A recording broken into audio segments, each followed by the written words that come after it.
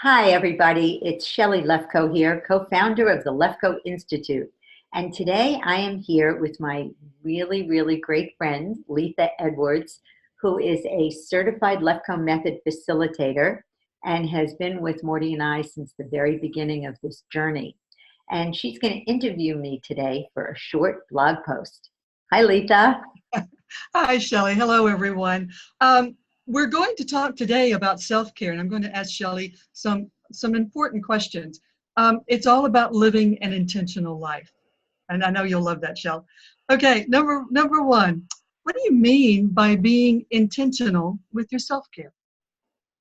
Well, we're going to actually talk about self-care, relationships, career. We're going to make this a series. And today we're going to focus on self-care, but I want to talk about living an intentional life. So what I mean by that is most of us live life kind of with what shows up. So you meet somebody, you go on a date, and you have a great time, and you enjoy each other's company. And then after a few dates, you have sex, and that's really great. And the next thing you know, you're in a relationship. The same thing is true with our self-care. We get up in the morning, we have to go to work, we have to do what's in front of us, we have a million errands to do, we have to drive the kids around, and we do not intentionally look at these areas of our lives and think, how do I want it to be? What do I want it to look like? And have a vision of what would it be like if your self-care was something that you actually thought about and planned. So why is it so important to, why is why is being intentional with self-care so important? And you already answered that, sort of. Yeah, because we all have beliefs that keep our behavior going on automatic. We do things very automatically. So for instance, if you have a belief, other people's needs are more important than mine, or putting yourself first is selfish, then you are not going to take care of yourself. You're going to just find yourself taking care of other people very automatically. And if you have a belief, what makes me good enough are my achievements, are you going to be at the gym or are you going to be at the office? So you're saying there are lots of things that get in the way of self-care. Absolutely. And by becoming intentional about what you want it to look like, which is the first step. So if you say, this is my body, this body is taking me through the rest of my life, how do I want to age? So for me, I have a belief that the most important thing to me is that I'm able to live a full life. So when I go to Hawaii and my daughter says, Mom, you want to go hiking? I don't say, how high, how long, how far, I just say yes. And that makes me feel young and alive and vibrant. And that's how I want to be in life. Given those beliefs, I am at the gym 6 days a week. And it's something I think about. It's not, I just get up. And if my conversation is, oh, you only had 5 hours of sleep last night, next, and I go to the gym. So our beliefs determine what we do and what we don't do, So how do I become more intentional with my self-care?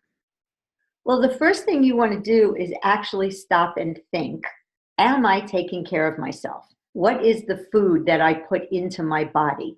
Does the food have positive energy? Is it clean? Is it healthy? Does it make me feel alive? One of my clients said to me yesterday, a McDonald's hamburger has negative energy, and a bowl of, I forget what she said, sauteed kale, has positive energy. It was cute. But if you think about it, that's really true. How are you feeding your body? You put good gas in your car. Are you putting good food in your body? Are you exercising? Do you sleep well? So you want to take stock of, wait, stop. Because so many of us get on this treadmill. I get up in the morning, I go to work, I take my kids to school, I pick them up, I, make dinner, I go to my meetings, whatever it is that you fill your life with becomes what you fill your life with. So the first thing is to stop and look, how am I taking care of myself? Am I taking care of myself? I once said to my kids, my mother always put us first. Her belief was that putting your children first is the most important thing in life. And I remember being a child and wishing that she took better care of herself. I wished that she would do things for herself rather than just me. And I said, you know what? I'm not going to have my kids do that. So sometimes I'd say to my kids, what you want is very important. Mommy needs to take a bath right now. I need to relax from the day. And then you'll have a full mommy who's ready to be with you instead of an exhausted mommy. So I absolutely hear what you're saying. I believe what you're saying. But how does the typical person get started? What do they do? I know they really want to have that kind of intention, but how do they really get started? Well, the first thing is to make a commitment to do this, to say, I'm important. I really do believe that if you are at your best, you're going to be better at work. You're going to be a better parent. You're going to be better in your relationship because you're taken care of. So if I'm taken care of, my needs are being met, which is a very common belief, by the way, my needs aren't important. If my needs are being met, I'm going to be way more available to the people in my life and to the things in my life because I'm okay. So I think the first thing that one of the ways in which you can start helping yourself is to actually work with me to get rid of your beliefs that are in the way of you taking care of yourself. Got it.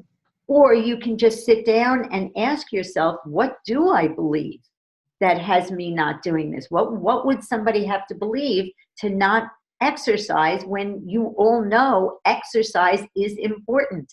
I mean, sleep is important. Eating healthily is important. This is not, opinion. It's not controversial. We know what to do and we don't do it because our beliefs are in the way. So if you go to bookshelly.com and get on my calendar, I promise I will help you get rid of the beliefs in the way. If you That's can't bookshelly.com. Bookshelly.com. Okay, yep. cool. And getasession.com, which is how you purchase a session. So I really believe that it's important enough to stop and ask yourself the questions.